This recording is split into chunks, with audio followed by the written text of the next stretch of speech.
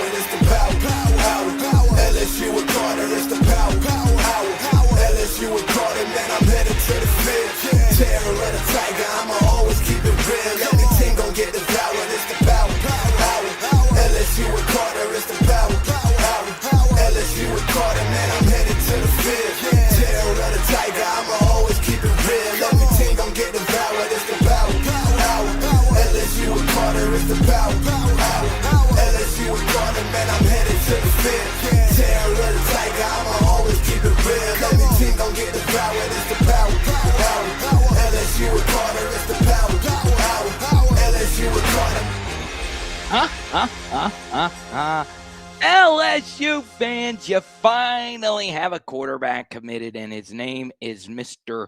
Landen Clark of Elon. I understand at this point, this is not the quarterback that you guys wanted. You would have preferred a Brendan Sorsby. You would have preferred a Sam Levitt, which could still happen, but this very well could be your quarterback for LSU next year. A former zero-star recruit standing at 6 foot tall, but boy, oh boy, can he run, right? This is what a lot of you have been asking for. Can we finally get a quarterback that has some serious juice with his legs? And Landen Clark certainly does indeed have that. So, as many of you know, we do film studies on all the quarterback prospects that LSU might sign. I say all of them. It's impossible to do all of them. But the truth is, Landen Clark can flat out play. And the thing that I really like about him is so much is being made of him as a runner. But what really stands out to me is that he does have the deep ball, right? He is a very feast or famine quarterback. It kind of reminds me of a not as athletic Caleb Williams, right? Caleb Williams, like Landen Clark, has a very low completion percentage and makes a lot of feast or famine types of throws. I'm not saying Clark isn't probably a very, very, very watered down version of it, but here he is throwing up a ridiculous jump ball that his alpha receiver for Elon catches and actually stares down the defenders. You guys saw this very play in our Landen Clark breakdown over the weekend. So for me right now, I do not want him starting next season. I do not think this is good enough for LSU to roll into next year with him as a part of your quarterback room.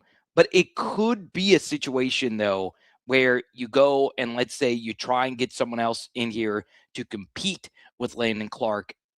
And then you say, okay, maybe Clark is indeed the better option. So would that be a guy like Hassan Longstreet? We broke him down as well. We have a film study on him if you want to check that out.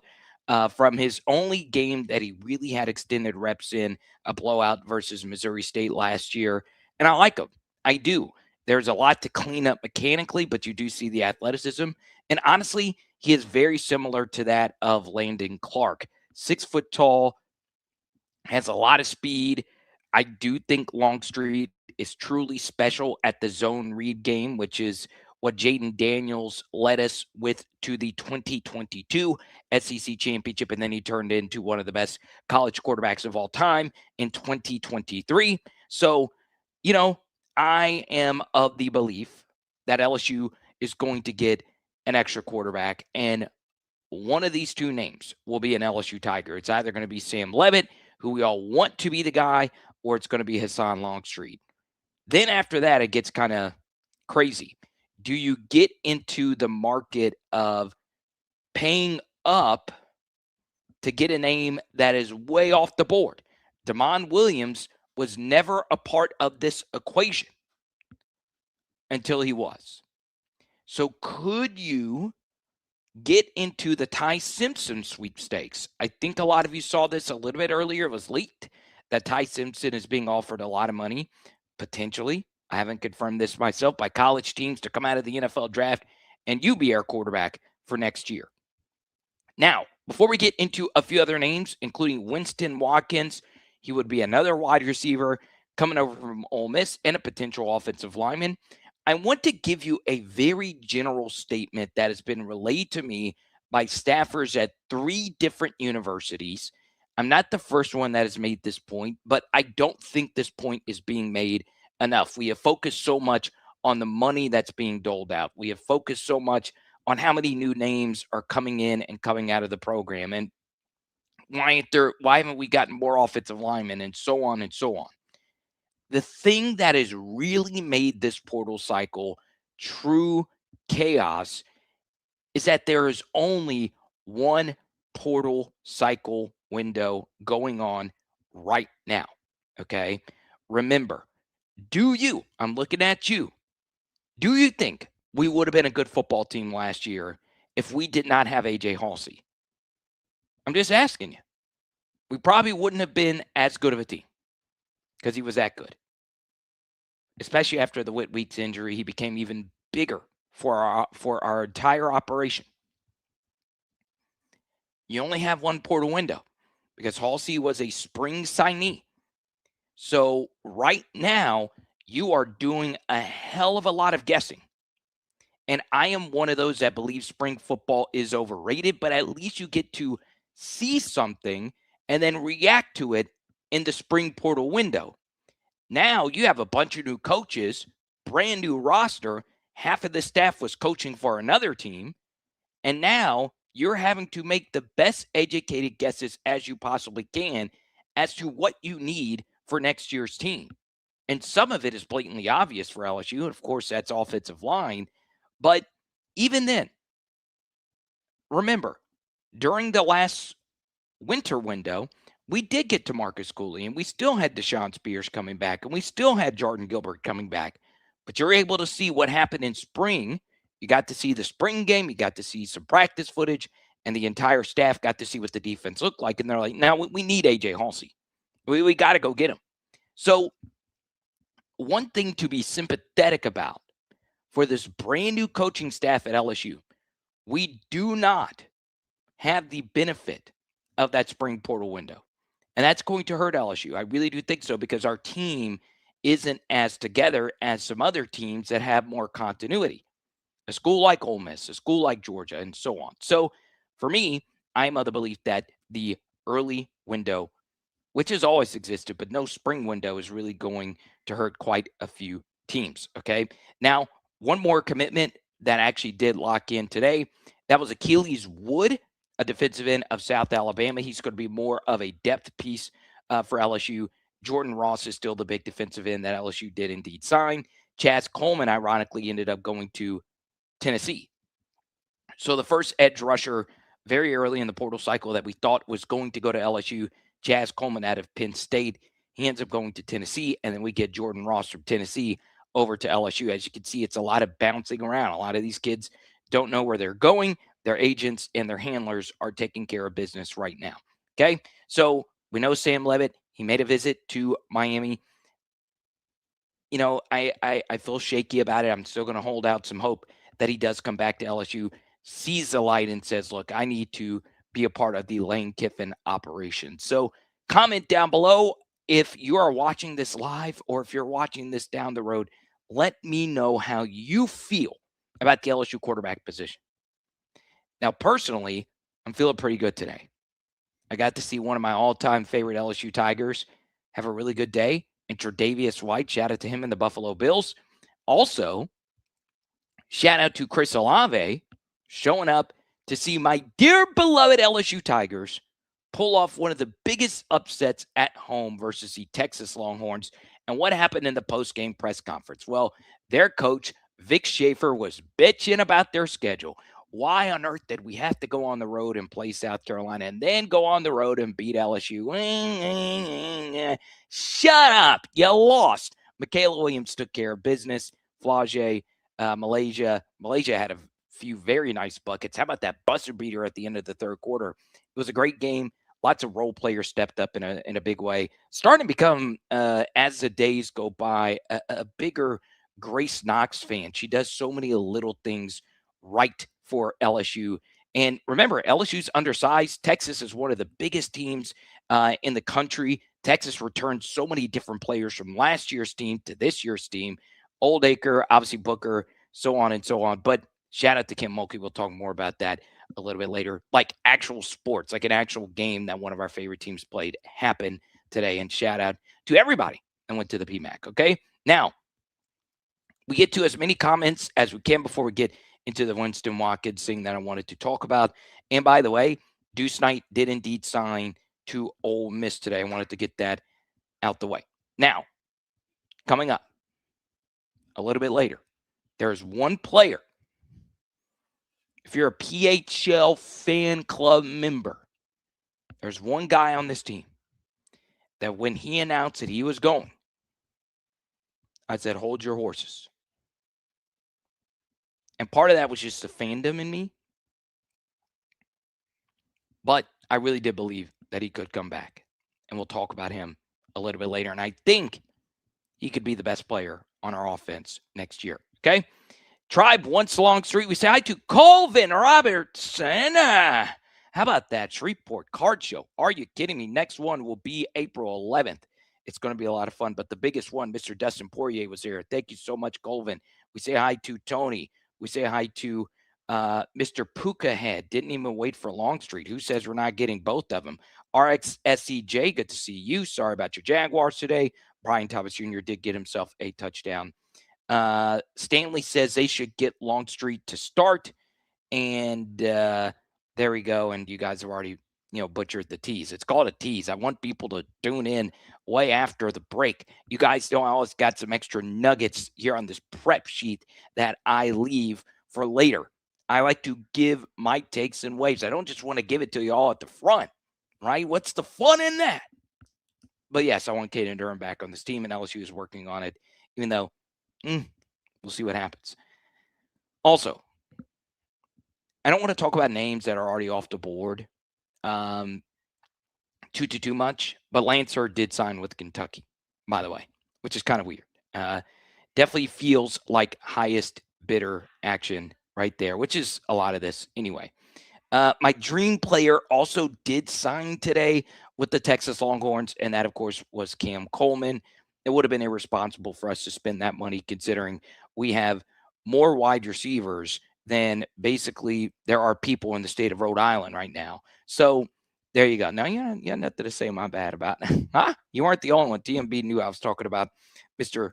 Caden Durham, but we'll talk about him a little bit later. Okay, so I wanted to get into Winston Watkins. He is a wide receiver for the Ole Miss Rebels who is on a visit. Ole Miss fans, they don't mind leaving Winston Watkins in the dust because, right when Ole Miss lost, this was, not the absolute best kept secret, but it did look like that Watkins was going to be the first offensive player from Ole Miss to come on over to LSU. And he visited today. I feel really good about this. And this is a guy that Lane Kiffin loves a lot. I shared what he said at the press conference after the LSU game about Watkins. College football is nothing but ironic. Lane said during that press conference after the LSU game, he did not want to mention Winston Watkins and the great game he had versus LSU because he didn't want people to learn about him and then enter the portal and leave Ole Miss. And it was said in a joking fashion, by the way. And then ironically, Winston Watkins is going to actually do that very thing for his coach and come over to LSU. I like Winston Watkins a whole hell of a lot. I want to have at least one wide receiver on this team that did indeed play for Ole Miss to come on over. And this is the question that I've gotten the most. Why on earth is LSU bringing in so many wide receivers? Well, the truth is there are multiple players on this team that LSU has signed at the skill position player position. So running back, tight end, wide receiver that have very shaky production profiles, meaning they weren't necessarily all that great at their last schools. Okay, I would say probably 3 or 4 of the kids that have signed have that exact profile. So because the portal is just so important now, you're starting to see more teams bring in quote unquote camp bodies, right? You're actually bringing in backups. It is an antithesis of what the portal was 5 years ago. Remember, It wasn't too long ago that you were only allowed 25 kids to sign, period, high school and transfer portal. Now it is unlimited. All right. So if it's unlimited and you can lose as many players as you possibly want, you kind of need to bring in scholarship guys so you can have a meaningful practice. So a lot of these guys might not play at all, but they are getting the allure of coming to LSU and boosting their profile and getting to say, hey, I got to run out the tunnel for the LSU Fighting Tigers, the team I grew up loving. And obviously, with all these different receivers, why are they still coming in? Well, the truth is, everybody wants to play for Lane Kiffin. There was quite a few wide receivers on last year's Ole Miss team that really had no camp hype, no hype whatsoever going into last year, and they made themselves a lot of money playing in a very fun offense. So part of it is also Lane's recruiting style. Lane has recruited so many ridiculously talented offensive players to his system, and they never play. And they were excellent players at their previous stops. And this is every offensive position, by the way. Spencer Sanders was one of the best quarterbacks in Oklahoma State history. Started 4 years there. Lane still convinced him to come for his final year, and, well, he didn't play. Look at this last year's team. Luke Haas is a ridiculously talented tight end for Arkansas. He was once the number one rated transfer portal tight end. He barely played last year. Barely. Logan Diggs was the leading rusher, the RB1 of a Heisman Trophy winning Jaden Daniels LSU 2023 team. He was hurt last year, and he was mostly a backup, okay? So Lane does a really good job of selling, hey, it's going to be a competitive room. It's going to be really hard for you to play, but we want you to be a part of it. The next thing about the wide receiver position is that Lane plays a lot of snaps. If we're going to go fast offensively, your skill position groups need to be deep. That means there's going to be heavy rotations. That's mean, and by heavy rotations, it's not a snap by snap rotation. It's more so a drive by drive rotation, right? You've got to be deep. You do. It's a lot of sprinting. It's a lot. Okay. So I do think it's important to have depth. Is it a tad ridiculous that there are this many wide receivers that are committed? Sure. Okay. But it's not so much, hey, we're bringing in all these wide receivers. We could have saved all this money for offensive linemen. I'm telling you right now, I don't think that changes a whole lot because there is so much scarcity in the transfer portal for offensive linemen anyway, which then lends itself to an actual offensive lineman that LSU did get committed over the weekend, and that was William Satterwhite of Tennessee, a backup center. Okay, obviously Braylon Moore is going to be the guy. You need depth there. Satterwhite hopefully can play a different position if we do indeed need him to start. But William Satterwhite is someone that I am definitely excited about because I do think this offense raises the floor for what your offensive line needs to be to win an SEC championship. I would also say this. One big change from how LSU ran offense last year is that we ran so many plays where every single offensive lineman needed to execute a block for it to work. Next year, we will run more plays where offensive linemen don't need their blocks to be executed perfectly for the play to work. Okay, so that includes more misdirection, that includes more options, that includes more zone reads. And especially if Landen Clark will be your quarterback, you're going to run a lot of zone read. So there you go. Okay. Now, as always, welcome in. We want to keep the chat civil. I just looked at the numbers. We just boosted up. Welcome in on a glorious Sunday evening. There's 1,000 different talented college football and LSU YouTubers. There's NFL playoffs going on, but you are choosing this LSU football channel to be a part of your night. And I cannot thank you enough for that. Shout out to Jay Johnson for no reason other than you have won 2 national championships out of the last 3 seasons. And I'm so freaking excited to see Monster Milam lead our Tigers out to action here in just a few measly weeks. Are you kidding me? Can't wait for first pitch involving that because, once again, we're talking about actual sports instead of, the transfer portal, which is absolutely crazy. It is vast. It is deep. It is an abyss that none of you want to be in. But here we are. Now, we are not the only program. Arkansas has brought in 32 transfers. 32. Auburn has also brought in 20. We're at 20 right now. And I could see this number tick up. Okay. Let's go to LA Mom. Just gives me negative vibes from last year. All the wide receivers that wasted their year. So it's different. It's different. Okay. Let me see here. It's very different because we played at a slower pace last year. You need more wide receiver depth if you're going to go fast. You just do. Okay.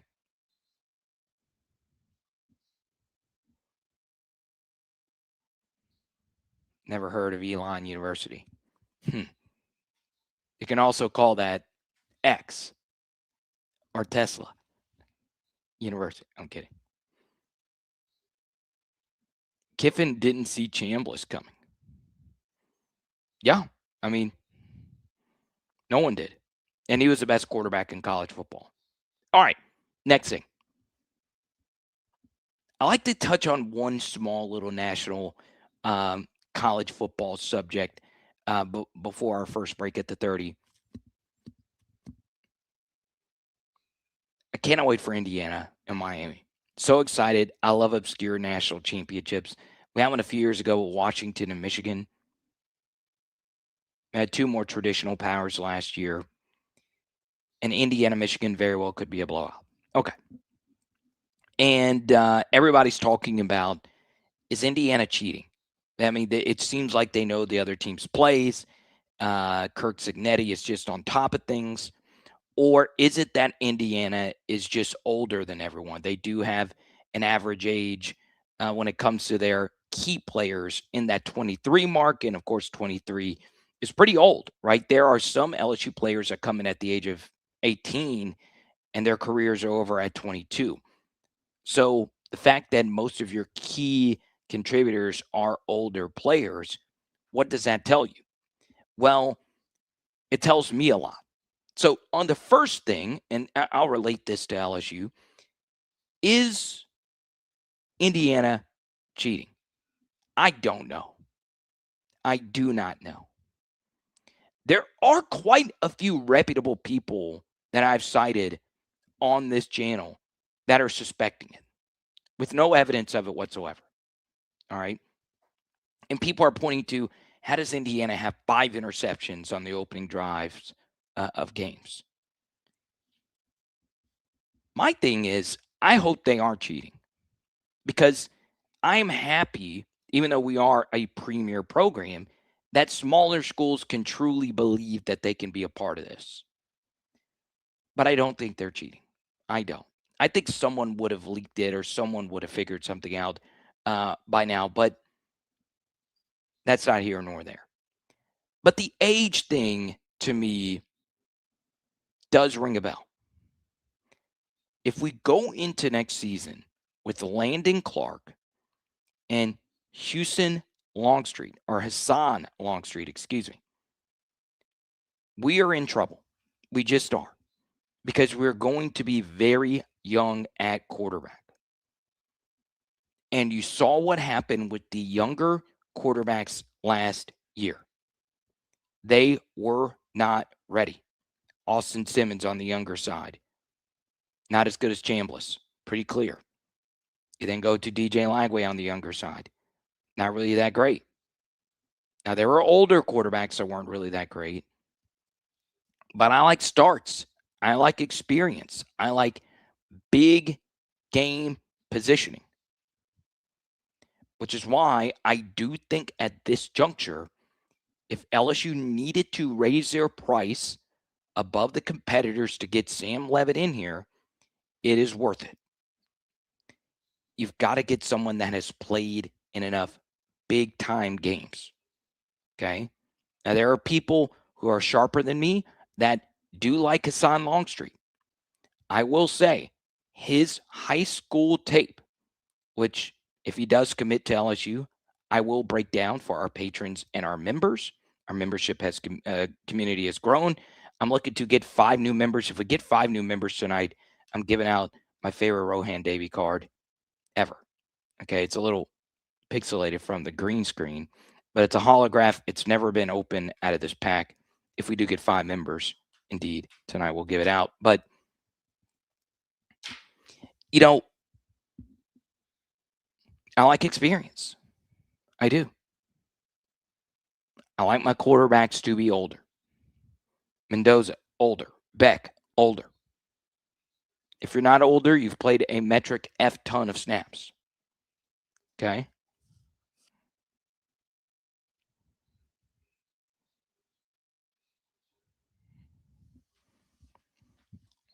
Let's welcome Horse Navari.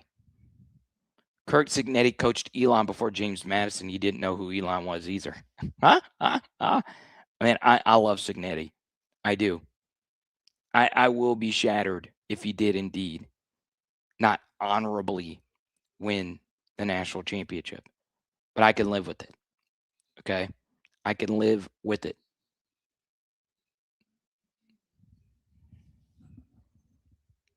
Okay? I do want to acknowledge, and I did it briefly a little bit earlier, insane NFL playoffs weekend. Good for the NFL. Freaking love the NFL. But I need Jaden Daniels and I need Joe Burrow back in it. All right. Coming up next, is there the first Ole Miss offensive line domino committing soon, potentially, to the LSU Tigers? Can he actually play?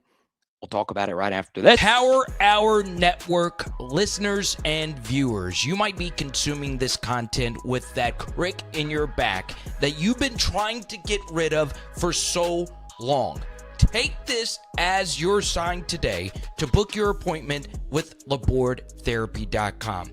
In the Lafayette region, there is no one that you will find that cares more about any different type of pain that you might have than the team at LabordTherapy.com.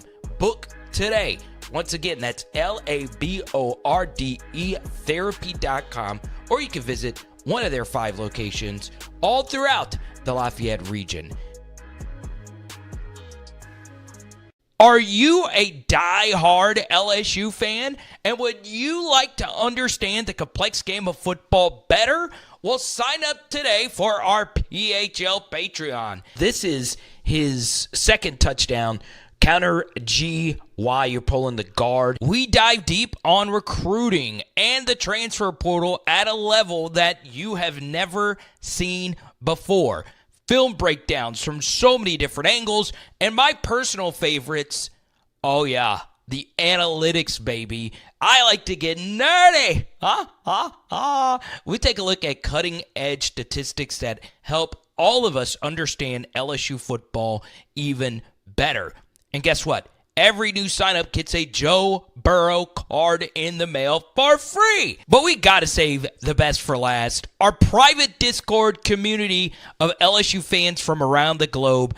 Sign up today. Patreon.com/LSU football and put your name on our wall of patrons. Special thanks to everybody who's on here. Let's freaking go. Delano Townsend is who we were referencing before the break. You see his photo on the screen now. There's good with Delano Townsend. He did have some really standout performances last year for Ole Miss as an offensive guard, but there's also something that should be included into this evaluation for Delano Townsend is that he was Ole Miss's lowest graded offensive player last year. Okay. Now, here's the thing. His grade was 56.5 per PFF, and that's not great. But it is better than some of our starters from last year, and he does know the offense, and he did start basically from start to finish, okay? Ole Miss played 1,145 snaps. Townsend played 936 of those snaps, okay? So he was one of the leading snap getters on this team. He was number 6 on the team in snaps, okay? The other 4 offensive linemen each played over 1,000 snaps, which is a ridiculous amount, all right? But at this juncture, I do think almost every single one of the Ole Miss offensive linemen were better than the non-Braylon Moore offensive linemen that we had on our team.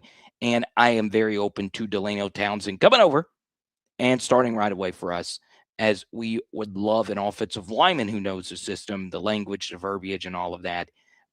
So I'm really excited about the potential of Delano Townsend coming over for the Tigers. Okay. Now, I want to talk about Caden Durham. All right. The numbers did not look great for Caden Durham last year because the system was not great.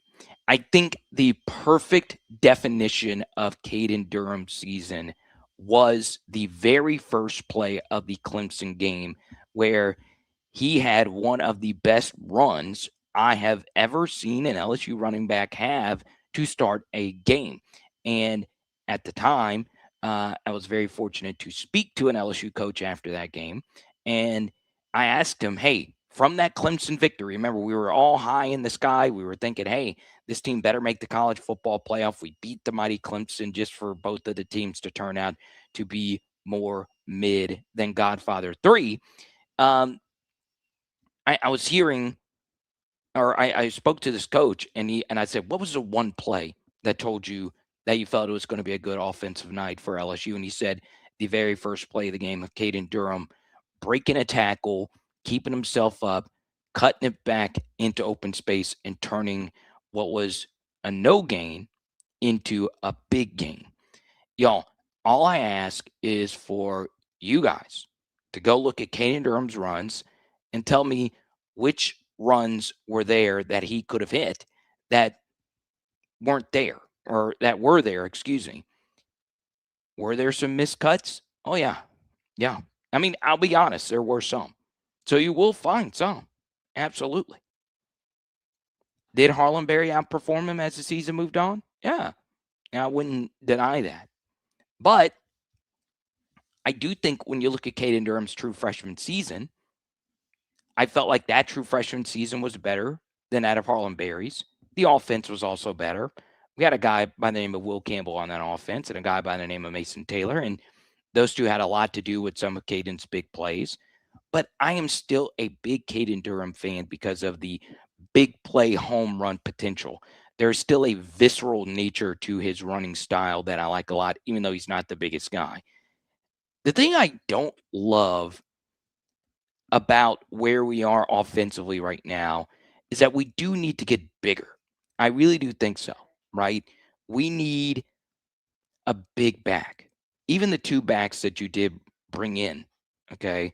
Rayson Guillory, the transfer from Utah, and the young man from Charlotte, we're small, right? I don't think we have a back that is over 200 pounds right now.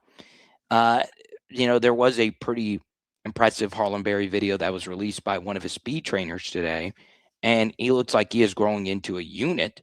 And I do think Harlan Berry is going to be the guy next season, but it could just be bias creeping in.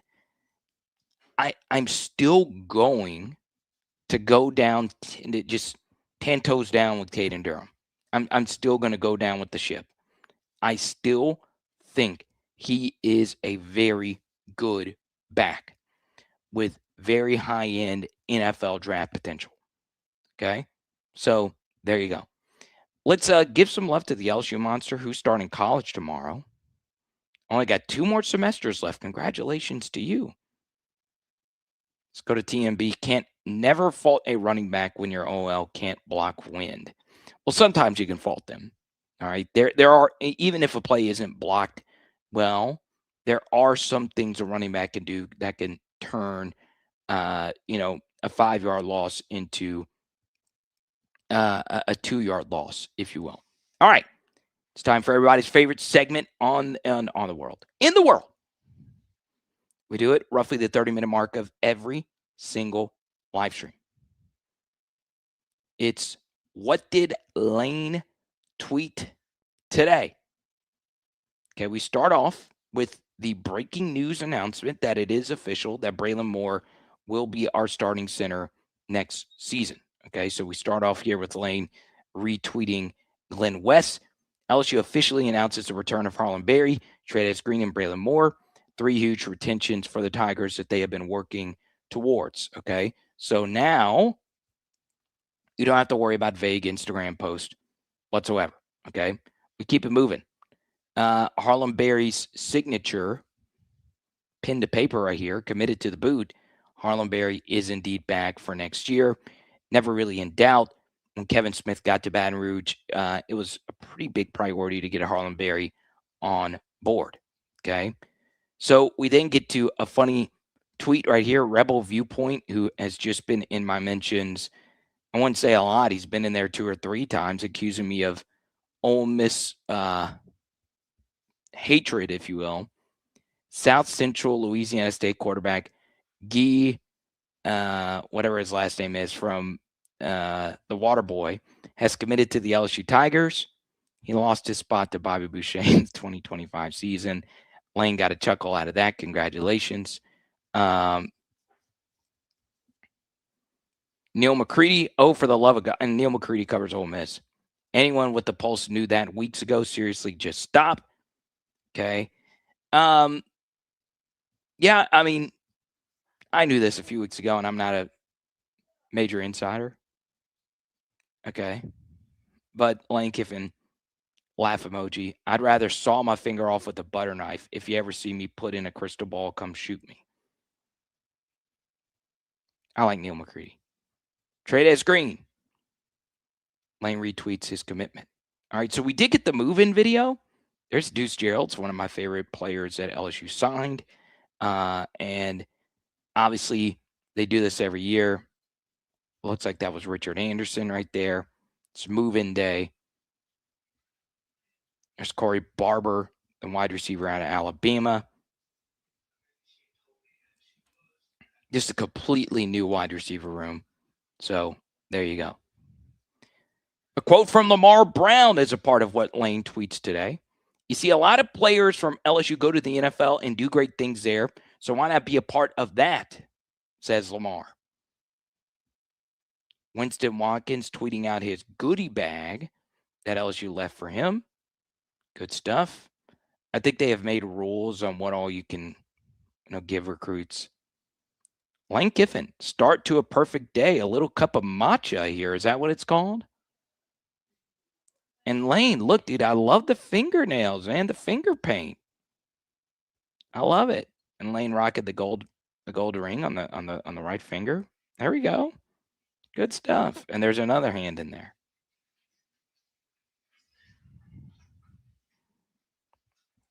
Let's keep it going. Lane Kiffin. 2 of the best portal acquisitions, Juice and Cookie. Yeah, Cookie seems like he's a good kid.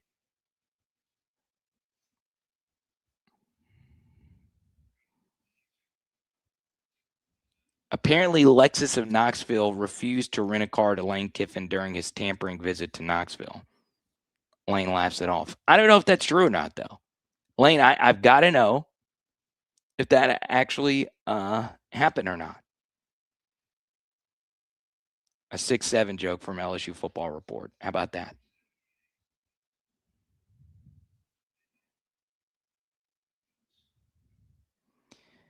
Yeah, I do not think Lane Kiffin likes Old Rose Sports. So a few weeks ago, Old Rose Sports tweeted out "F-U Cookie" to Lane's nephew, a child. Lane called him out on it. And then they made a joke. There's an F-bomb on there about Jackson Dart's new girlfriend. Don't see anything wrong with her. How do you really feel? This is a Williams Satterwhite commitment tweet from Zach Nagy. Look at Satterwhite. I mean, look at that. An absolute unit. There you go, William. That's what I want my SEC offensive lineman to look like. All right, look at that meat. Time to go to work, William. Time to go to work. So you guys got to let me know, man. Should I be a more frequent customer to Torchy's Tacos? There's Lane, Dog Juice, and Nephew Cookie. Wayne tweeting out love to Trinidad Chambliss. His final numbers: completed 2 out of every 3 passes for close to 4,000 yards passing, 527 rush yards, 30 total touchdowns. So Trinidad will be forever remembered for his story, but what's going to be very unfortunate for Trinidad is he probably should have won the Heisman this year. I do think he was the best quarterback in college football. Mendoza was very good. He had the 5th most highest votes ever. But part of that has to do as much with it being a weak second and third place field than it had to do with Mendoza's great season. Mendoza didn't have 3,000 yards passing when he won the Heisman Trophy. Trinidad did in 3 fewer games, basically. So I do think if Trinidad starts the season, he wins the Heisman. I do think Trinidad, if he would have beat Georgia the first time around, he would have gotten the SEC championship game, probably would have won that as well, and he wins a Heisman. Then he leads a game-winning drive versus Miami and Georgia, basically. Crazy. And we touched on this one over the weekend. So that is what Lane tweeted today-ish. Everybody's favorite segment for everybody's favorite coach.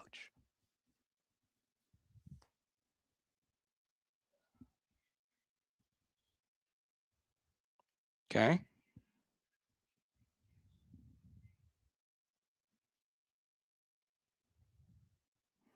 Let's go to Rod Rocks 2. What Lane Kiffin needs to change at LSU is the strength and conditioning program. The last few years, we got beat physically in the trenches and in the fourth quarter.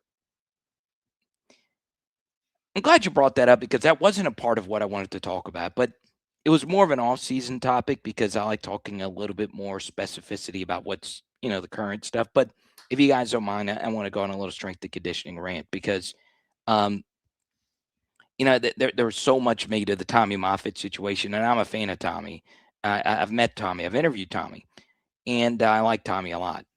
But, he goes to Texas A&M. I don't understand why he would come back to LSU. It looks as if he's turned a page in life to stay in College Station. So you bring in Nick Savage from Ole Miss to run the strength and conditioning program, and then you move on from Jake Flint. And there was all these nutritionists, right? There was Matt Frakes who left and so on and so on. LSU has so much invested into sports science and cutting edge stuff, right? And even though this is slightly different, the VR room was a little ahead of its time. And, they weren't the first with Catapult, but there was other technology that actually I listened to Tommy Moffitt when he was at LSU talk about, right? And everybody basically has this now. But for the first time, I truly do think the strength and conditioning program could have been seriously questioned by LSU, all right, or by LSU fans with what was going on at LSU. And it wasn't necessarily we were missing Tommy Moffitt, even though he is very good. It was also as important as our guys really struggling with staying on their feet, in particular on the offensive line. So was that more of a Brad Davis and Brian Kelly type of issue, or is that more of a Jacob Flint type of issue? Or is it that the players we had just had no chance whatsoever? It's probably a concoction of all three of them. But, did LSU have a super high rate of injuries? Not really. They had some players get hurt. A guy like Whit Weeks, of course, was massive. You had some ACL tears, a guy like Jacoby and Guillory, and so on and so on. But just watching, in particular in the trenches, us get pushed around sucked. So is it the strength and conditioning, or is it the fact that we didn't have necessarily the best players? I think this next year is going to be a good litmus test of that very thing, right? Because you take a look at what our defensive line is going to look like next year. We're not going to be the steel curtain in the trenches on either side of the football. But if we're able to push people around, stay upright for longer periods of time, we should be in a better spot. We should. Okay? We should. So how good is the new Woods transfer?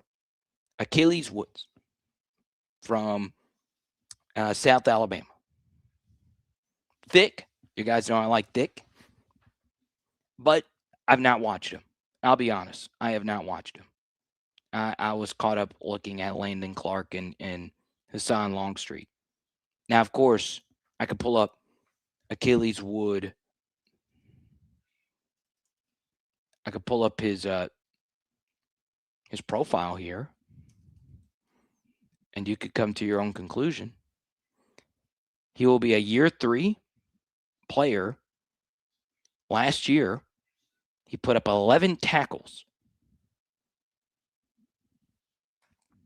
6'3", 289. That's a good scheme, versatile size. 11 tackles, 1 sack, no forced fumbles, no batted balls. So, yeah, this is probably more of a depth piece. You're shooting for some upside here with 6'3", 289. But I've not watched him. I can't sit here and tell you that. I plan on doing it tonight. Okay? Now, since we did get a new wave of viewers coming on in, welcome in. It's BHL Live, brought to you by our friends at Laporte Therapy Center, LABORDE Therapy.com. Once again, that's LABORDE Therapy.com in the Lafayette region, 5 different locations. Check them out, LaporteTherapy.com. All right, let's talk about, Mr. Landen Clark a little bit more. Okay? So what I want to do is pull up Landen Clark's Elon profile. Okay. And this is where it's important to actually go watch the games. All right. So I actually went through, I watched his game versus Hampton a few days ago. And I actually started putting together a film study from the Hampton game. But I was like, okay, I'll just do like a typical or atypical, just quick highlight breakdown. And you guys loved it. So we'll do a full game breakdown soon. So you do see he started, his first career start was a P4 game versus the ACC champion Duke Blue Devils. And he was 10 of 16 for 101 yards with a long pass of 29 yards. But as you can see, as the season moved on, there were a lot of runs. All right, so let's go with the far right column. I want you to take a look at that. All right, and if you want me to make it bigger, I'll make it bigger. Pause. That wasn't worthy of a pause, if we're being honest. Okay, but the far right column shows you his rushing numbers. All right, and I wish I could have highlighted that. In every game that Landen Clark played, he had at least 11 carries. And in most of the games, he had 15 or more carries. So what does that tell you? He loves to run. And what a lot of these types of quarterbacks like to do is, hey, if my deep option isn't open, I want to run. So this is somewhat of my first read. Is he there? Okay, he's not there. If they're playing man coverage, guess what? Or if we're running deep routes, guess what? That means that those DBs have got to run deep with those deeper routes, which in theory opens up more space for me to scramble if I can get past the defensive line. And there were a lot of instances of that thing happening. So you could see 189 yards rushing for 614 yards on the season, 11 touchdowns. Something else you do see is he did have an 86 yard run. He also, for the most part, when he scrambled, not like truly ridiculous Jaden Daniels types of scrambles, but a lot of these 13 to 25 yard scrambles. So it wasn't like these were going for a gazillion yards at one time. Something else is that a rush is also considered to be a sack. Um, Sacks, just watching him, it wasn't like, to me, the most concerning thing about his game. Where you do get a little concern is his completion percentage. It's low. It's very, very, very low. All right. So I'll take a sip of water. I'm coughing up something here. Okay. To consistently be under 66% completion percentage, which is very good, by the way, is not the worst thing. But when you dip into the below 55s and then you get into the 50s, that's where things begin to get shaky. Okay. Western Carolina, 11 to 28 for 2 touchdowns, 305 yards. All right. So what does that mean? Well, versus Western Carolina, we broke this play down actually in our initial film study. This guy had a throw that went 65 yards in the air. I mean, it is an absolute bomb. This guy has got some juice. Now, he was able to fully put his whole body weight into it, which you're just not going to have at the SEC level. But it was a ridiculous piece of arm strength. So the reason that's relevant is 39.3 completion percentage is never acceptable. But it is a little bit more okay. It's more okay, I guess a better way to say it, if you are hitting the deep shots.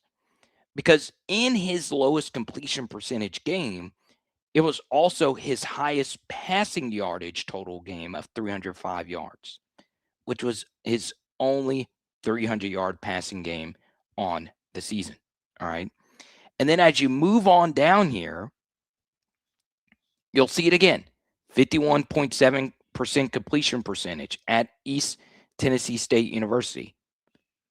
But there was a 48-yarder in that game as well. Same thing against Hampton.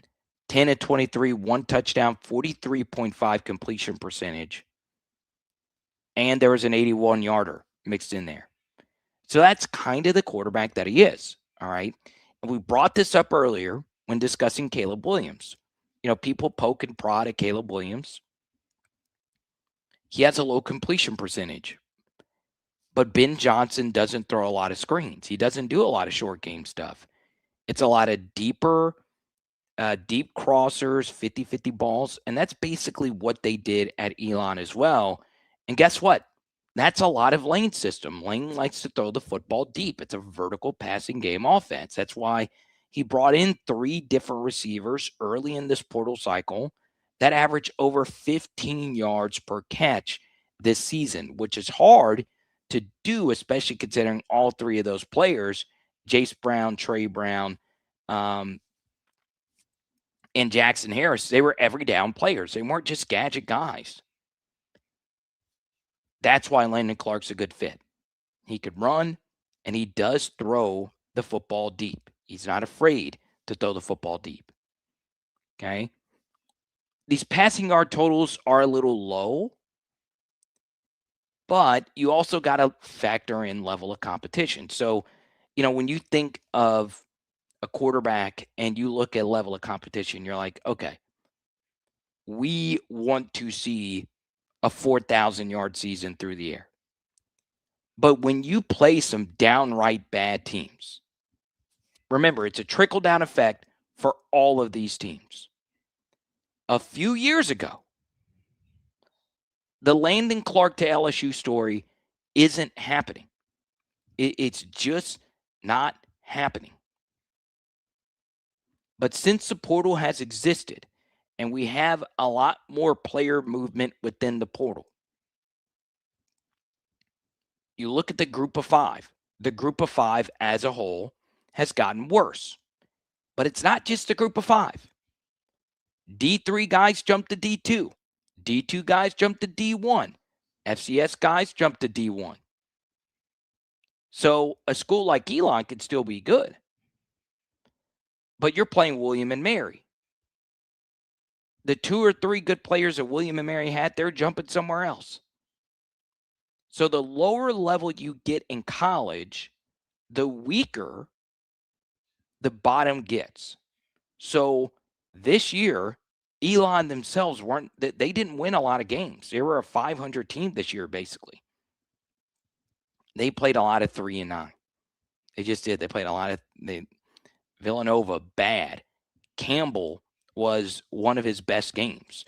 Mr. Landen Clark. It was rough at times, but he led a ridiculous comeback to win that game, including one of the best 4th and 8 scrambles you'll see of any college quarterback at any level.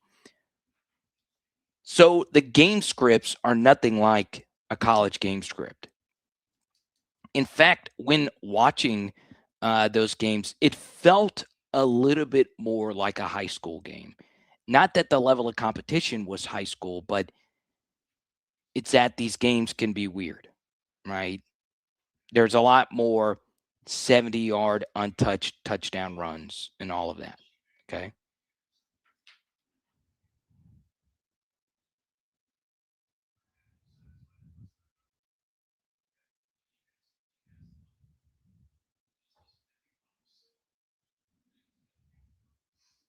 Sibley, the top quarterback for New Orleans North Shore is Jacob Crane, the YouTuber who won the Most Valuable Player Award. What's the story on that Franklinton quarterback? You tell me. Wait, I still got to cover high school recruiting? What? That still exists? High school players going to play college? What?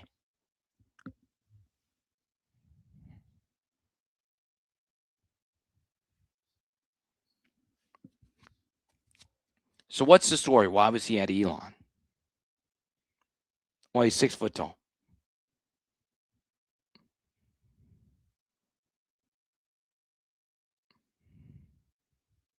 Six foot tall. I don't know if he didn't go to the camps.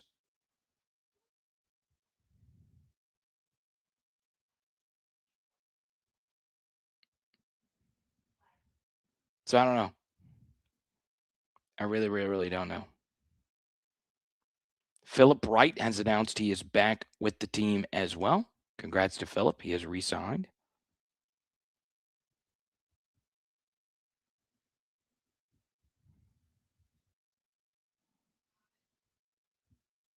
But I'm excited about Landen Clark. Why not? Now, as excited as LSU fan Carter can be, like we said at the jump, it's not enough. It's not enough right now. All right. We got to do more. All right. We just do. I wish I could tell you that I'm jumping for joy. I am, because I did enjoy watching Landen Clark. But it would be nice to go get a bona fide starter. Good thing about Clark is that he does have 3 years of eligibility left, and his red shirt has already been used. All right. So if he is indeed the QB2,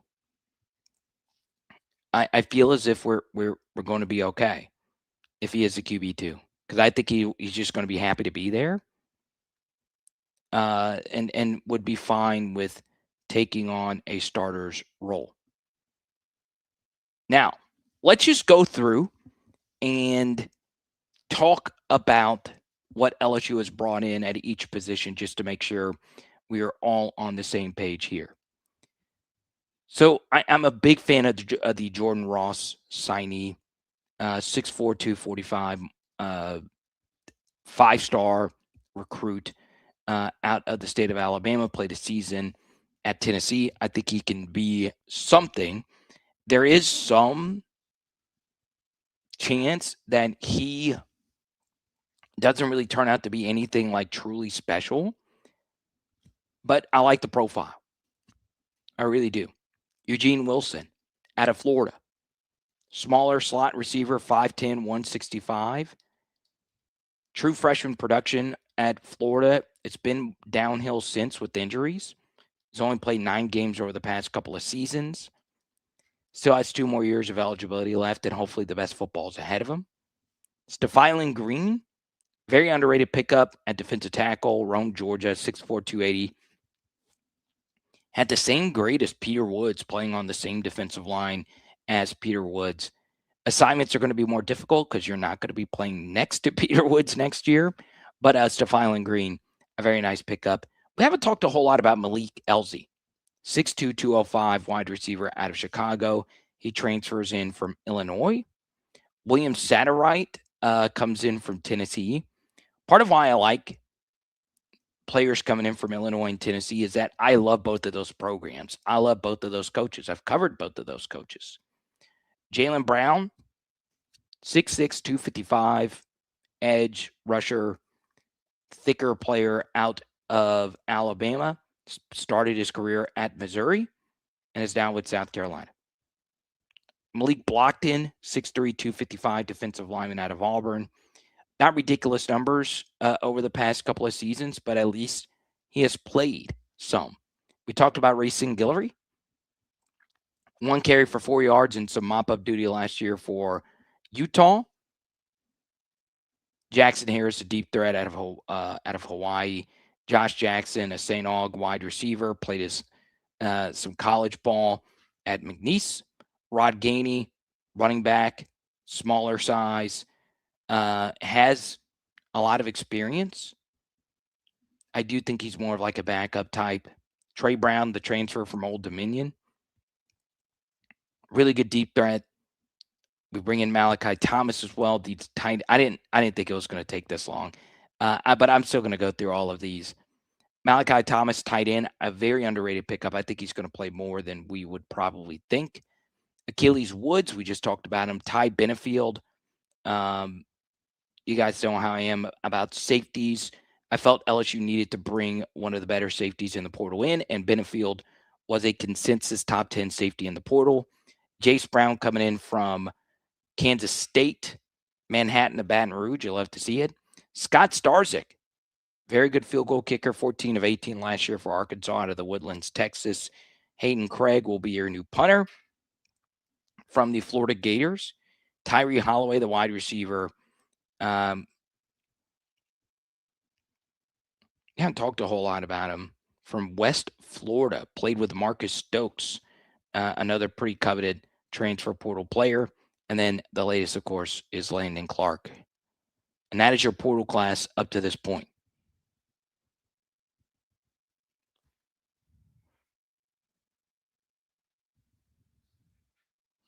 Let's go to John. Kyler Murray was like 5'10". 6 foot is not an excuse to be playing at Elon if you're really a stud. Okay. So here's what I would ask you, John. As someone who has studied and just looked at so many quarterback 4- and 5-star profiles, one thing you will see is there are so many quarterbacks that get rated as a 4-star because they are 6'2", 6'3". If you're truly elite as a 5'10", 5'11" guy, they'll give you a top 50 rating, right? So think Kyler Murray, think Bryce Young. But if you're not like can't miss talent and you're at that height, they're going to knock against you. They will. All right. So, yeah, there are some middle tier, like 5'10", 5'11", 4-star types that do turn out to be good. A guy like Noah Fifita or Damon Williams, who's more 6 foot, by the way. But Landen Clark is not a big guy. Okay, so I don't know if he's grown some from Elon. Is it a little strange that he was like a 0-star recruit? Sure, right? But, yeah, everyone points to Trinidad, but Cam Ward was a 0-star recruit as well. Okay.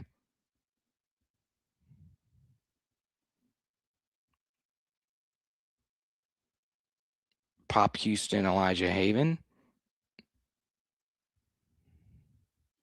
Seth says, is Peyton Houston a similar player to Demond Williams? Yeah, here's where it gets tricky when you make Peyton Houston comparisons to a guy like Demond Williams or a guy like Houston or Hassan Longstreet. Is that Peyton Houston is so much more productive. Like his high school numbers are so much better than those guys. Like it is truly mind blowing how good of a high school football player he is. Now, that doesn't mean a whole heck of a lot. All right. It doesn't, because it's a step up in competition. But it is something how, like, the volume of statistics that Peyton Houston puts up in a high school game is stupendous. It truly is nuts, right?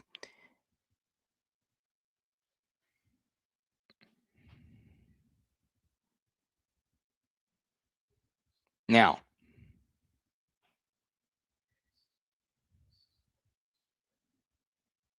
I want to talk a little bit.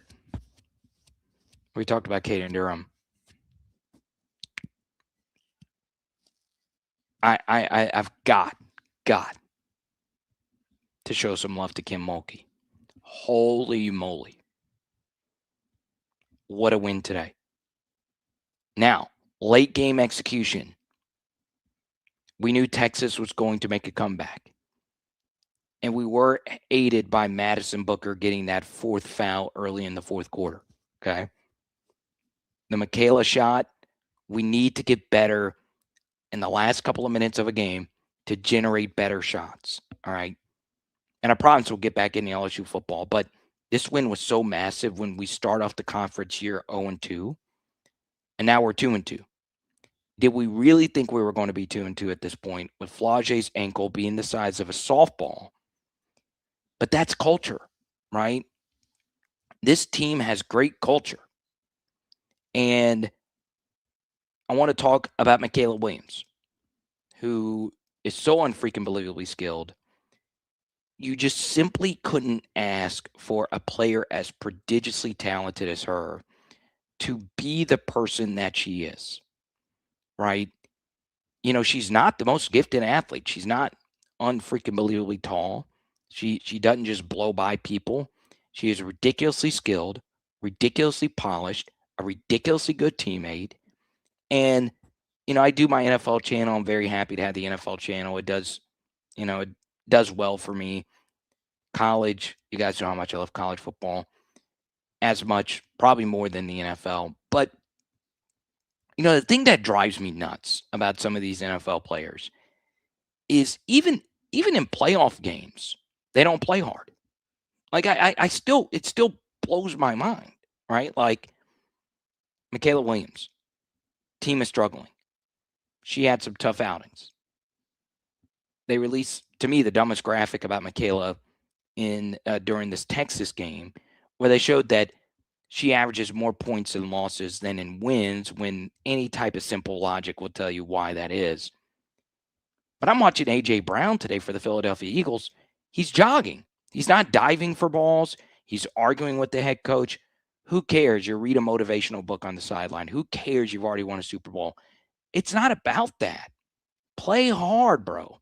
That's all fans ask for. Well, it's not what all fans ask for. We want to win. But at the bare minimum, play your arse off. But A.J. Brown's too cool. He's too cool. He's not going to die for a ball. Dude drops a pass on 3rd and 5 to extend the game. 4th and 5, Dallas Goedert steps up and makes the big play. And they're trying to run the hurry up before the 2-minute warning. A.J. Brown is walking in the hurry up. He's jogging. Because I do know recruits watch this, I cannot stress this enough. When your best players are your best leaders, if they are the toughest sons of guns on the team, your team is going to be better. your team is going to be better. Michaela Williams is a great leader. Flau'jae Johnson is a great leader. Flau'jae, when she can't sign every autograph, she apologizes on social media. Hey, I'm sorry, I just can't do it. She's more popular than the sun.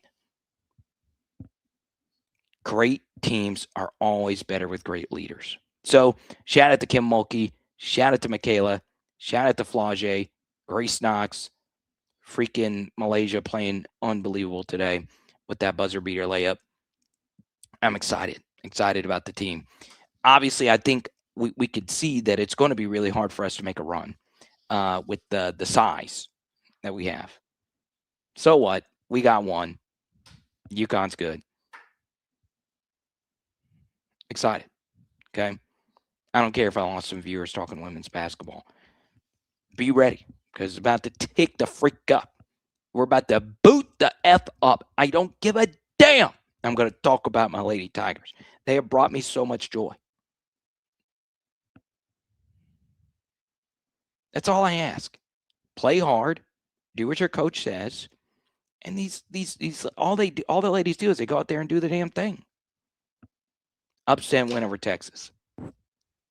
And Vic Schaefer, what's the point in complaining? What's the point in complaining?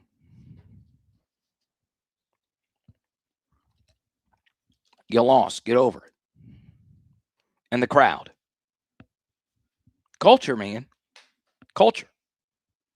So they made a big deal that Chris Olave was at the game today. I'm a Saints fan, as you know. Chris Olave went to the San Diego State game last year. If I'm not mistaken, I was at that game. I'm pretty sure I saw him. He loves him some women's basketball. He tweeted out that he tweeted out some love for Michaela Williams today. And I'll touch on this briefly. I don't know. I'm going to see the men's basketball team here in a few weeks. My wife and I will be going to Fayetteville. It's going to be a lot of fun. Okay.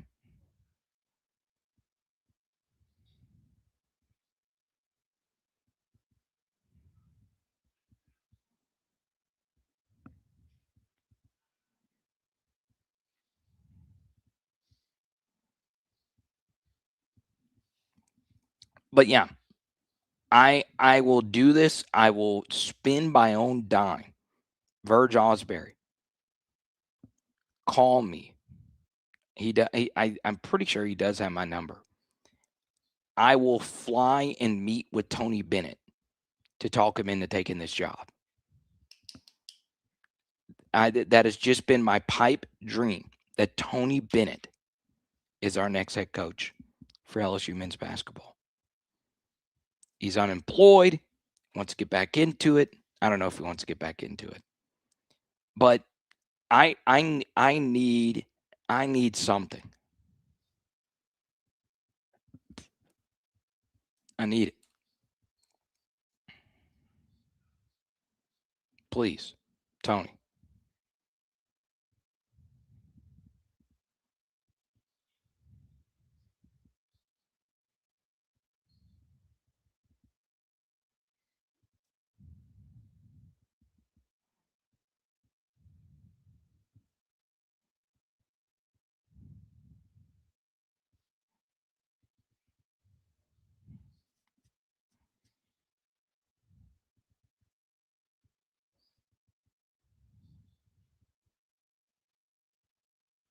All right. One other thing from the NFL playoffs. All right.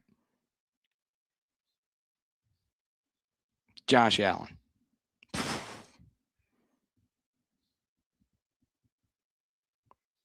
I saw quite a few. I saw a pretty famous former LSU football player, Ryan Clark, before the game. Josh Allen's legacy is on. Man, stop that, dude. If you have eyeballs,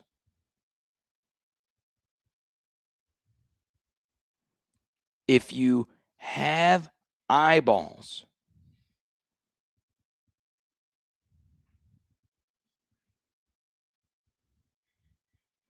you know what you're witnessing.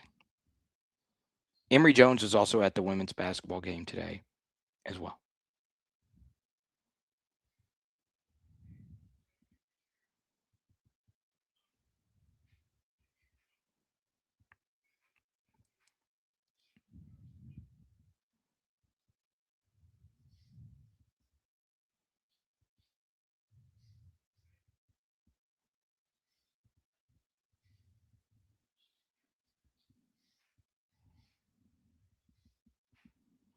Let's go to Love Handles 6865. I love the name, by the way.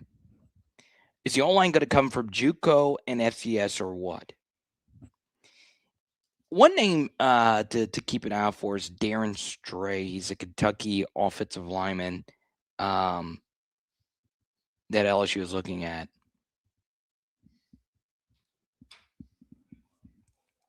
Yeah, this has a chance of not being a great unit at all.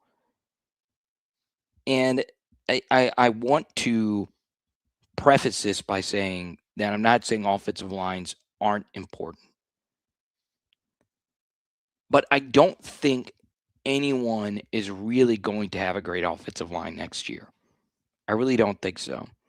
Because the agents for these kids are so good now that they know that offensive linemen demand premiums in the portal, even the bad ones. I mean, there are bad offensive linemen where if they would have produced like the way that they produce, and let's say wide receiver, you wouldn't see them going from one school to the next. I mean, and that next school being Texas A&M or Alabama. I saw a legitimate film study guru for another SEC school, and I don't want to call him out because he doesn't have the time to watch every snap of DJ Chester's career, but I have. Okay, I've watched DJ Chester his entire career. And this was a pretty big school. I mean, you're national school. They're like, hey, we should go get him to be our next center. And if you're an LSU fan, you turn in Lemure from Beauty and the Beast. Be my guest, be my guest. You're the one above the rest. And if I kept singing that in my beautiful singing voice, I would get a copyright strike, which YouTube is very fond of nowadays, including some of my film studies that are gone viral, and they want to take my money away from it. Not sour about that at all. But go right on ahead. If you want DJ Chester to be every down center, it might work there.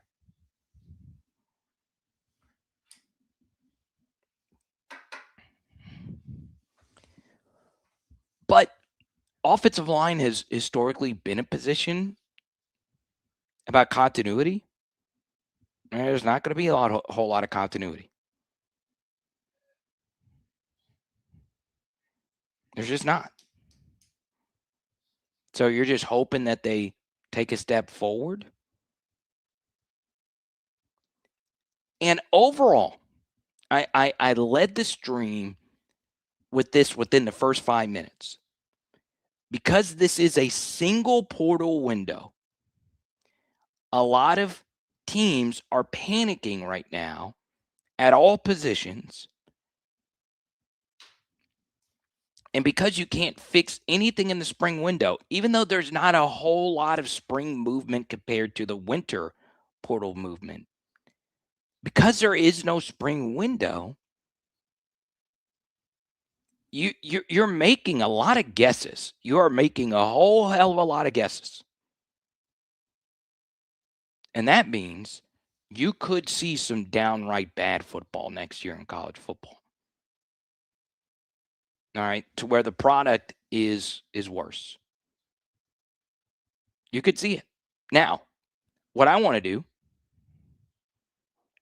is, as we've learned watching the NFL playoffs, and as we've learned watching a good bit of the college football playoffs in the NFL playoffs, so much of what you do as a team and how you do as a team, it comes down to who the opposing team's coach is and who is the opposing team's quarterback. So let's go through this together. How many teams next year does LSU play that has an elite quarterback, an elite head coach? Okay. Let's start with Clemson. I don't know who their quarterback's going to be yet. Let me see. I probably should have done this before. I was going to just do the SEC.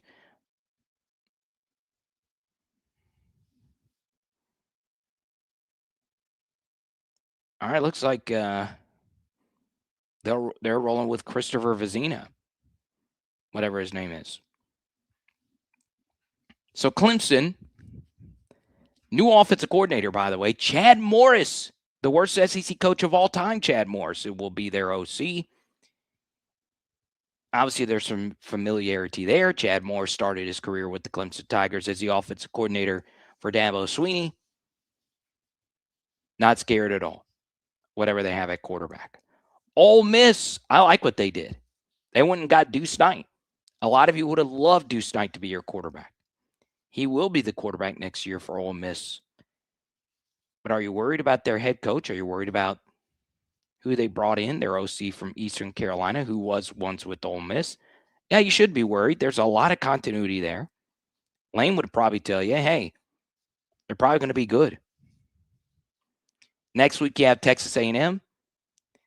And Texas A&M, are you worried about Mike Elko? You better believe it. But they're going to be on the road. They look to be a little fraudulent this year. Marcel Reed, he's been a thorn in our side. But Texas A&M made the most bizarre offensive coordinator hire by staying in-house and hiring someone that's never called plays before. Bold strategy. And then you play Kentucky. You should be very worried about Kentucky. I would have preferred them keep old Stoopsy. But you're going to get motivated Joe Sloan with Will Stein and Kenny Minchie. Kenny Minchie can run. Next week versus Mississippi State. We'll see what that Kamario Taylor injury looks like. But you do get a head coach who knows Lane better than anyone in this conference. Next week, you get Auburn. They run the Tennessee offense. They'll have Byron Brown, who can flat out run. You should be very worried about that game on the Plains in Auburn. First time we've played them in a while. Alabama. You'll get a bye week, but you'll be playing Austin Mack, Alabama. A lot of continuity there. Then Texas, who will be probably the odds-on favorite to win the SEC next year. Arch Manning, Cam Coleman, Sark. Ugh, it's going to be tough. Tennessee is Tennessee. And I think everyone's going to predict Arkansas to finish last, even though they have one of the most, massive roster turnovers. Arkansas's quarterback is going to be a first-year starter. Either KJ Jackson or, what's his name, AJ something, a transfer from Memphis. He was a pretty good 4-star with the new head coach in Ryan Silverfield. So,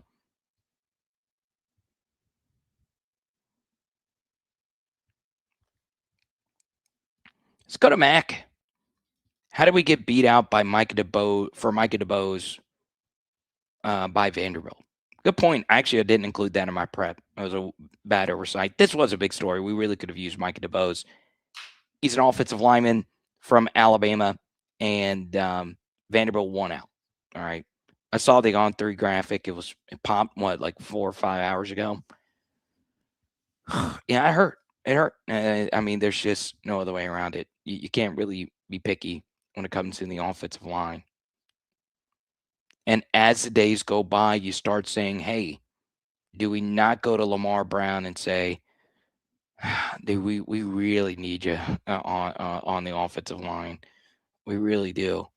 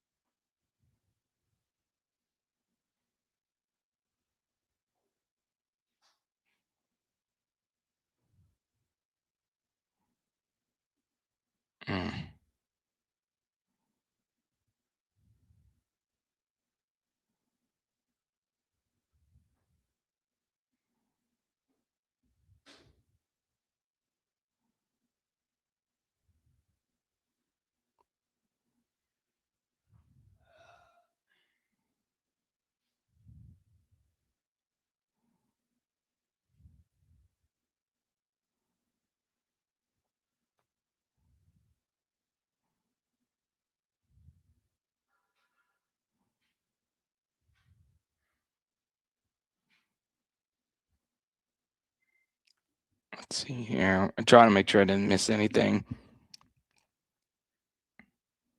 Would I be comfortable going into the Clemson game next season with Longstreet as the starter? No. But the truth is, I wouldn't be comfortable with anyone as a starter. Because there were a lot of teams going into the season opener very comfortable about their starters, and they were wrong. Here's a good thing, is that if you go into a season expecting someone to be great and they're bad, that really sinks your season. It just does. Like, it's really hard to recover from that. Really hard. Florida couldn't recover from Lagway. Us with Garrett to a certain degree, even though there was more factors, in there. Klubnik is a good example of that. We can get into coaching there as well. It's hard. So if you go into the season with the expectation that, hey, this quarterback room could be shaky, you're going to be better prepared than the teams who are going to go into next season with, hey, I like our quarterback, but But let's just do this again. All right, I'll move this bottom banner. Out of all of these teams you see here, how many of them would you say feel great about their quarterback going into next year? Seriously. Auburn, they're going to feel great about their quarterback because there's continuity with head coach and the quarterback that'll be running the system coming over from South Florida. Georgia's going to be pretty high on Gunnar Stockton, but they're losing Zachariah Branch. They're losing their best tight ends.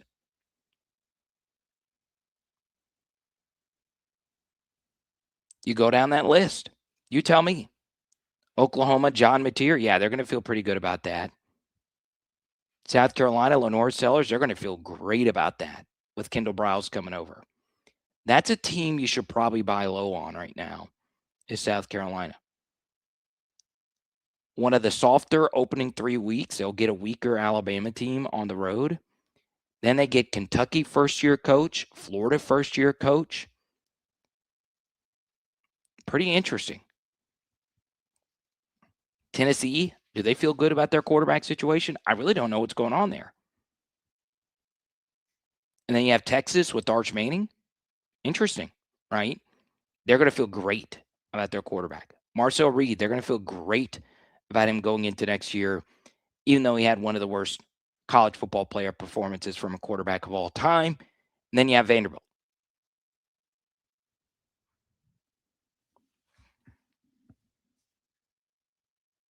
Coming off the best quarterback in school history.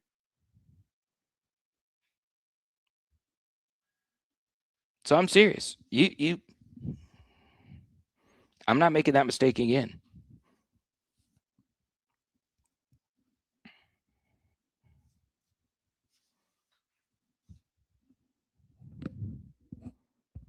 Who's Arkansas's guy? Tell me, Kip. Tell me. Is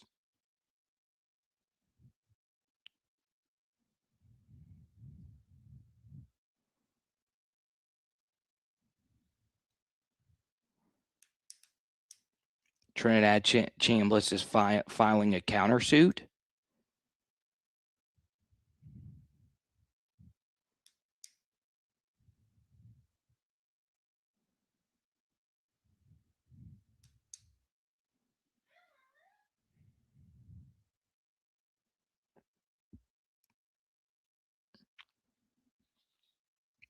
What if Chambliss comes back?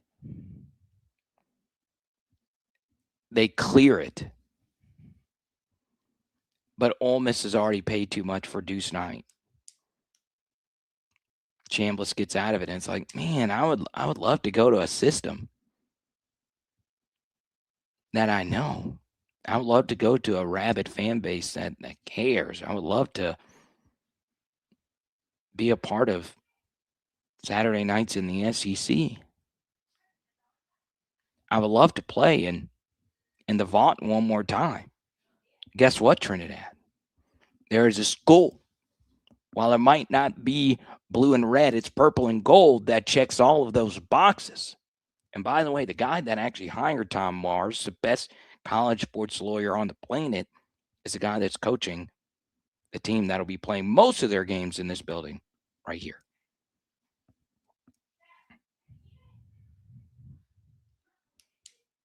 Let's go to Seth. Does Lane being here finally help Blake Baker stop a running quarterback? Yeah. I mean, I think it can. I think Lane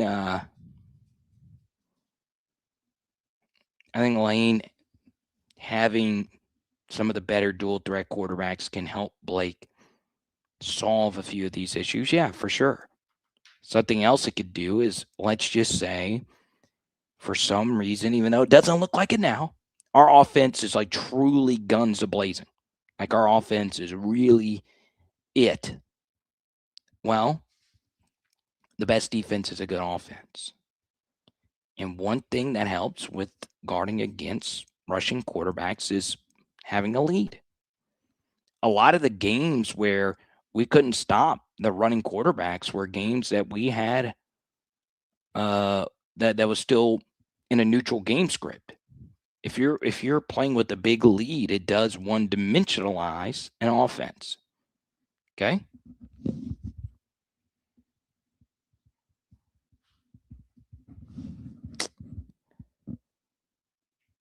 Yeah, I'll dream about Trinidad, sure.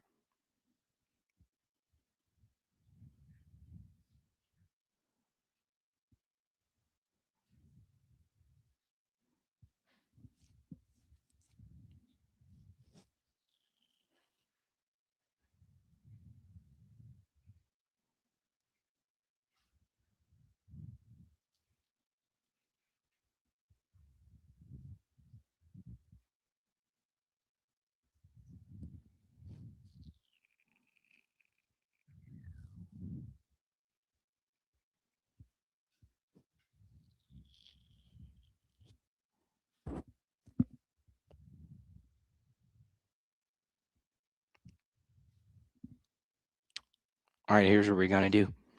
In the next 5 to 10 minutes, I'll answer as many questions as we possibly can. If you super chat, we'll keep this party moving. I just put on this Patriots-Chargers game. Is it really 9-3 in the fourth quarter? Every one of these things have been high scoring. And here we are, 9-3 in the fourth quarter. I saw someone say that Will Campbell was having a tough night. And on the very first play that I watched, Will Campbell absolutely dominates his block for a big gain. So I'm not saying he hasn't had one, but if you come with some Will slander, I hope you're right. Will slander is not tolerated on here unless it is truly warranted.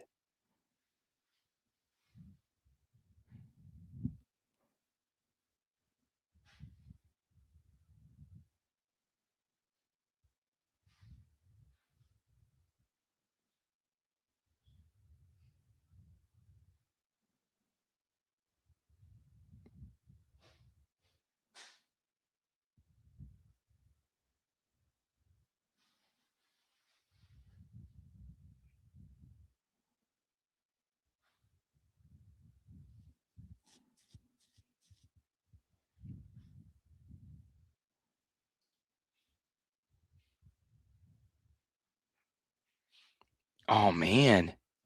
Wow, this is one of the worst coaching decisions I can remember. So the Patriots are up 15-3, and they're kicking an extra point? Ooh. That's a fireable offense. They're saying Mike Vrabel should be coach of the year. You go for 2. If you're up 12 in the fourth quarter, you go for 2 every time. If you're watching the game, look at this pass protection right here from Travion Henderson. Boom.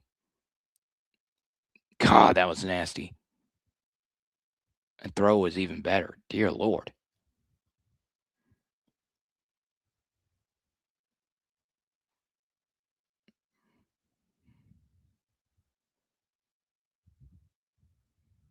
God.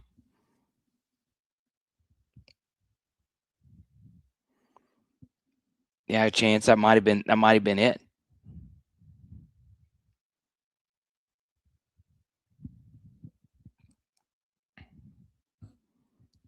Which ones do you want to know about?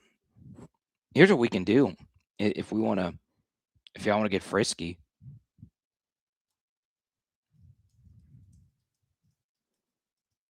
Let's go look to see who's still available.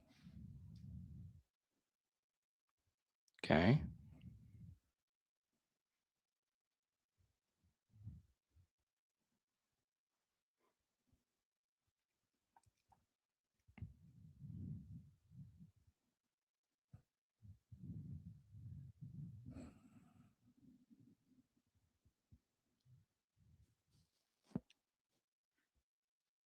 I'm just telling you right now, if it somehow, some way ends up being Dylan Raiola, it is not going to be pretty on here. Okay. So Sam Levitt is still the number 1 guy available. Raiola, I saw this earlier. He did get crystal ball to Oregon, which is interesting because we don't know the Dante Moore situation. Raiola, I don't know if he wants to sit as a year 3, 2-year starter. Okay. Hassan Longstreet. Ethan Grunkermeyer played for Penn State towards the end of last year. Bo Perbula. I'm not as anti-Bo Perbula as most. There you go. First super chat of the night. What's up, Jimmy? Is an 8-4 record a realistic expectation with an inexperienced QB who is going to lose games? Yeah, I would say LSU's over-under. If I was just going to make an educated guess this early in the process, I would say it's probably somewhere around that 7.5 mark. It's probably going to be 7.5 or 8.5. If it is 9.5, that would truly be wild. Okay.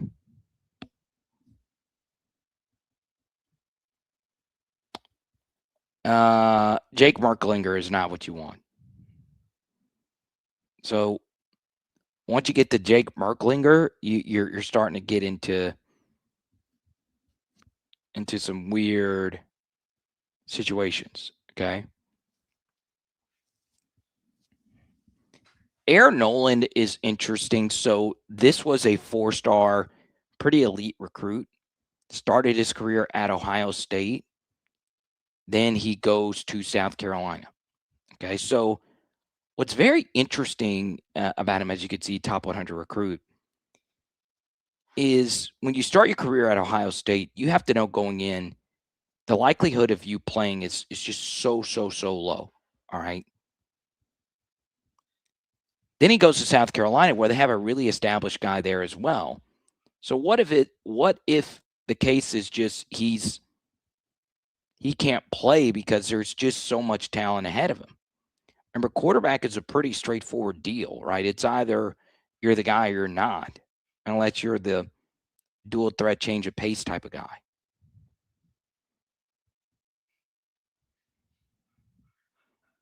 And now you're getting into it. Colin Hurley, you talk him into coming back. TJ Finley's in there. Can he even play? We don't even know. And here's Landen Clark. It's not updated yet, obviously.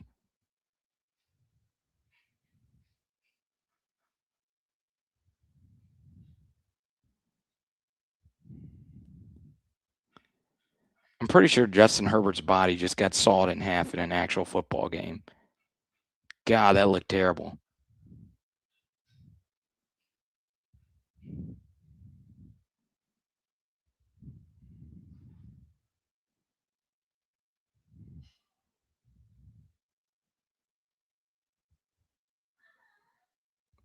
But he's getting paid $55 million.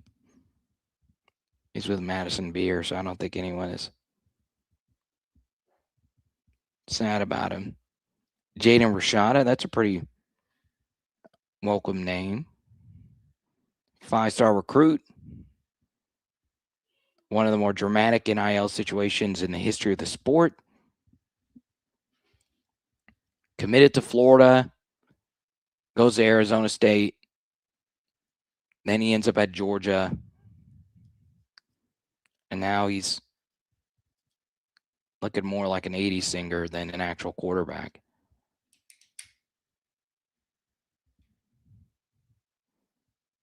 I'm not opposed, though. It's hard, y'all. It is hard. And you wonder why Sam Levitt's brothers wanted to go through all their visits.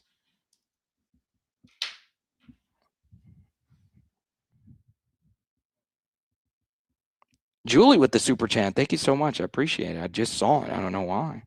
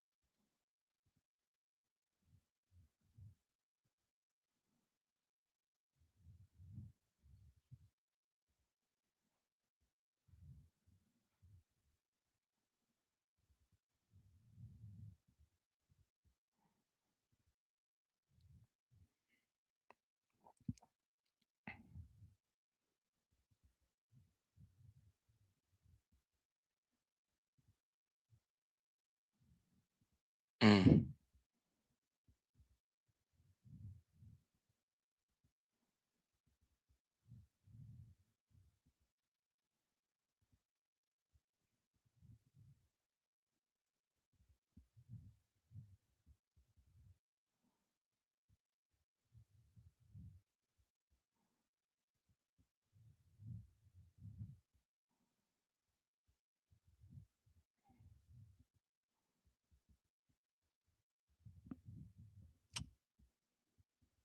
Nothing else really happening right now.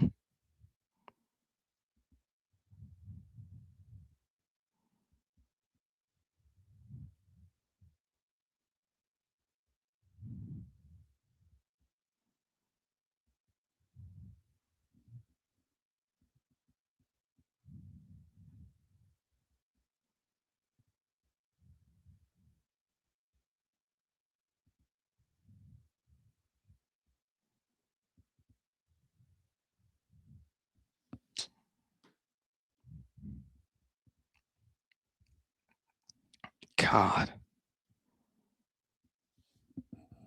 I was literally just seeing if there was anything that broke. I get so freaking locked in here. Just got here. Why is our host sitting inside? I just did 1 hour and 44 minutes, taking out the intro and the 30-minute break. I was just seeing if anything broke. I'm just trying to dig up info. What's the LSU football Mount Rushmore of the 2020s? Oh, so the best players of the 2020s. I think that's pretty easy. Jaden Daniels, Will Campbell, Malik Neighbors, and Mansour Delane. I think it's kind of hard to go against that. If you wanted to just do players. But yeah, I haven't even thought about it. I just popped off the top of my head. I think that one is pretty straightforward. Now, if you have anything to the contrary, let me know. You can make a case for Mason Taylor over Delane. You can, but yeah, I think that one's pretty easy.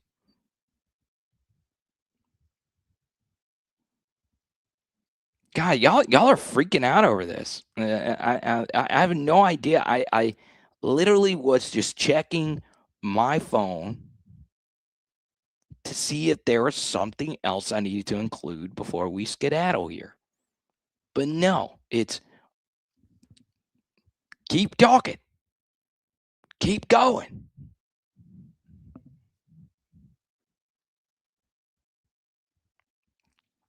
But yeah, before we do go, I wanted to share this tweet right here. I can follow this account. Vintage LSU football. I've had a few different interactions with him. And today, this guy that runs this account, Vintage LSU football, stopped by the cemetery of Ruffin Pleasant. All right, so how many of you had heard of Ruffin Pleasant before today? The first team captain in 1893. And he was also the 36th governor of Louisiana. So I've heard of him. The Pleasant Hall, I believe, on LSU's campus is named after him. I also read that he was a conductor, I believe, of the band. He studied at both Harvard and Yale. Very talented attorney.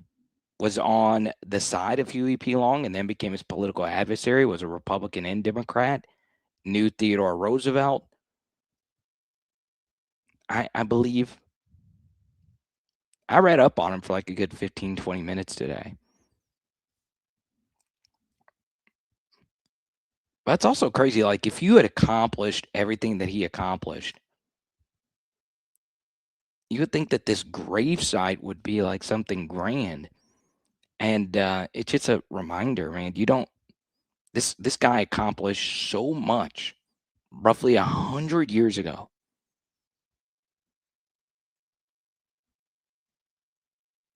And we all just die. We all turn to dust. I mean, this guy literally did everything. Politics, sports, entertainment.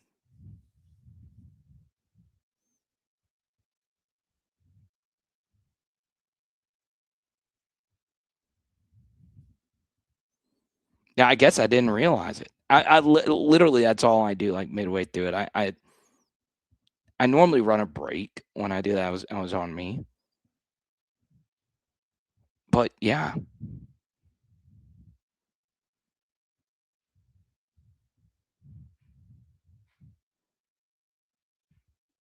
Get off live so Sam Levitt can commit. That's actually what I was seeing, is if there was something up with that. All right, let's go to Scott. Good photo, man. About Harlan Berry, do you think Frank Wilson benching him in the bowl game left a sour taste in his mouth and helped him decide not to follow Frank Wilson to Ole Miss. I will say this. I do think Harlem wanted to stay, and Harlem had a really good relationship with Frank. But if you had to choose between the school and Frank Wilson being the lead back for LSU, sounds like a more tempting situation with the better offensive system in your surroundings now. Okay, so yeah, I do remember, based on convos between him and Kevin Smith, Harlem was pretty excited about staying at LSU, but also pretty distraught that he was leaving Frank Wilson. And if you listen to Harlem's interviews, he references Frank Wilson quite a bit. And Harlem, of course, is a New Orleans guy. But, do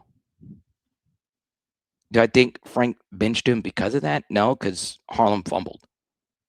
Could that have helped Harlem not get another touch for the rest of the game, even though he was healthy? I don't know. I really, really, really don't. But I'm glad he's still on our team. Okay.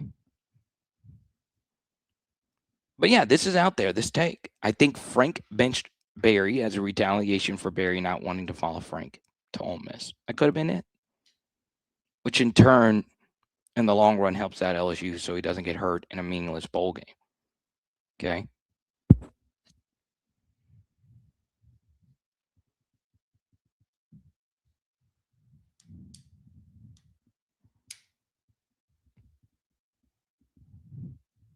All right. In the next 5 to 10, I'll answer as many questions as we possibly can.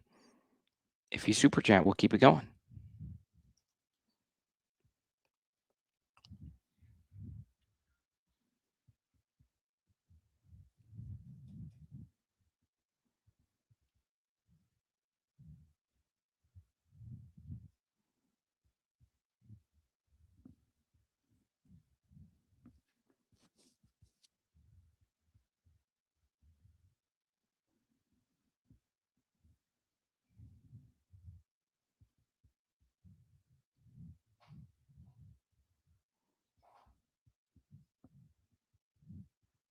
Let's see. I'm not going dead air on you again.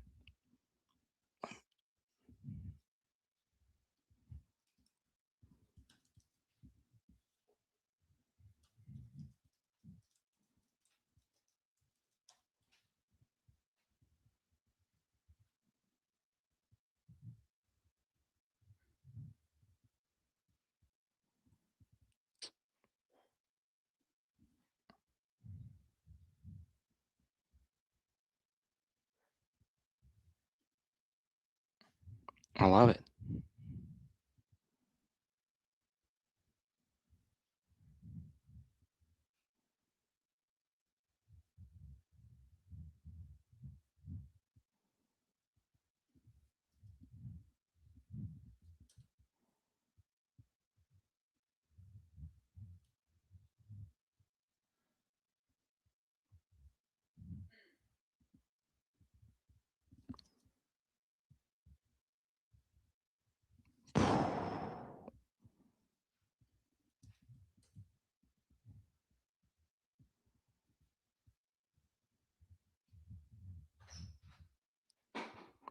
Let's see here.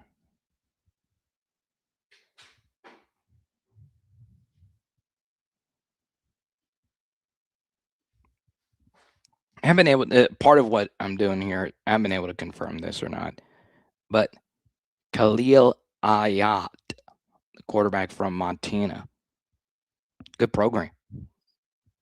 They played Montana State in a playoff game this year. How about that?